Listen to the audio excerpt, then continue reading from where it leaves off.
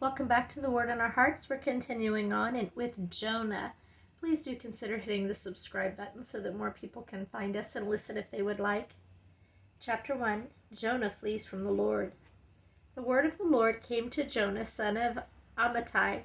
Go to the great city of Nineveh and preach against it, because its wickedness has come up before me. But Jonah ran away from the Lord and headed toward Tarshish. He went down to Joppa, where he found a ship bound for that port. After paying the fare, he went aboard and sailed for Tarshish to flee from the Lord. Then the Lord sent a great wind on the sea, and such a violent storm arose that the ship threatened to break up. All the sailors were afraid, and each cried out to his own God, and they threw the cargo into the sea to lighten the ship. But Jonah had gone below deck, where he lay down and fell into a deep sleep. The captain went to him and said, "How can you sleep? Get up and call on your God. Maybe he will take notice of us, and we will not perish." Then the sailors said to each other, "Come, let us cast lots to find out who is responsible for this calamity." They cast lots, and the lot fell on Jonah. So they asked him, "Tell us, who is responsible for making all this trouble for us? What did you do? Where did you come from? What is your country? From what people are you?" He answered, "I am a Hebrew, and I worship the Lord, the God of heaven, who made the sea and the land." This terrified them, and they asked, "What have you done?" They knew he was running away from the Lord because he'd already told them so.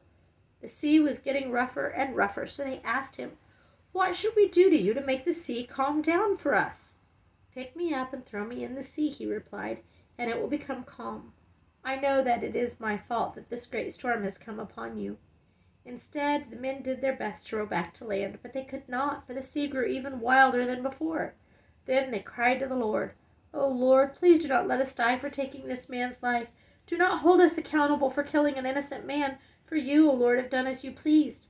Then they took Jonah and threw him overboard, and the raging sea grew calm. At this time the men greatly feared the Lord, and they offered a sacrifice to the Lord and made vows to him.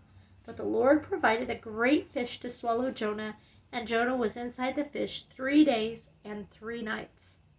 Jonah's Prayer, Chapter 2. From inside the fish, Jonah prayed to the Lord his God, and he said, "In my distress I called to the Lord, and he answered me. From the depths of the grave I called for help, and you listened to my cry. You hurled me into the deep, into the very heart of the seas, and the currents swirled about me. All your waves and breakers swept over me. I said, I have been banished from your sight, yet I will look again toward your holy temple. The engulfing waters threatened me, the deep surrounded me. Seaweed was wrapped around my head. To the roots of the mountains I sank down. The earth beneath barred me in forever. But you brought my life up from the pit, O Lord my God. When my life was ebbing away, I remembered you, Lord, and my prayer rose to you, to your holy temple.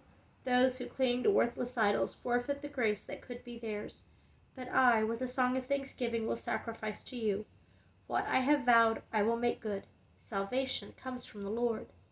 And the Lord commanded the fish, and it vomited Jonah onto dry land. Chapter 3.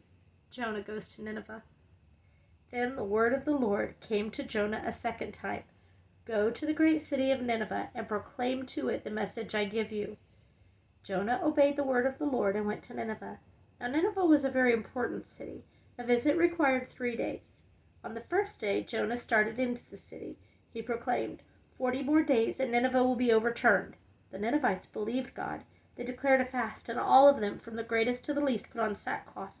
When the news reached the king of Nineveh, he rose from his throne, took off his royal robes, covered himself with sackcloth, and sat down in the dust.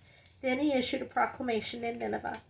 By the decree of the king and his nobles, do not let any man or beast, herd or flock taste anything. Do not let them eat or drink, but let man and beast be covered with sackcloth. Let everyone call urgently on God. Let them give up their evil ways and their violence. Who knows? Maybe God may yet relent and have, with compassion, turn from his fierce anger so that we will not perish. When God saw what they did and how they turned from their evil ways, he had compassion and did not bring upon them the destruction he had threatened. Chapter 4. Jonah's anger at the Lord's compassion. But Jonah was greatly displeased and became angry. He prayed to the Lord, "O Lord, is this not what I said when I was still at home? That is why I was so quick to flee to Tarshish. I knew that you were a gracious and compassionate God, slow to anger and abounding in love, a God who relents from sin and calamity. Now, O Lord, take away my life, for it is better for me to die than to live." But the Lord replied, "Have you any right to be angry?" Jonah went out and sat down at the place east of the city. There he made himself a shelter, sat in its shade, and waited to see what would happen to the city. Then the Lord God provided a vine and made it grow up over Jonah to give shade for his head, to ease his discomfort. And Jonah was very happy about the vine.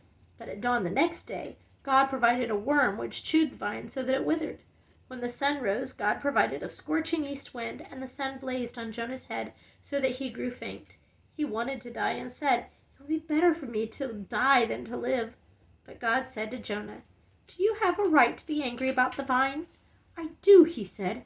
"I'm angry enough to die." But the Lord said, "You have been concerned about this vine, though you did not tend it or make it grow. It sprang up overnight and died overnight. But Nineveh is more than 120,000 people who cannot tell their right hand from their left, and many cattle as well. Should I not be concerned about that great city?" Thank you for listening.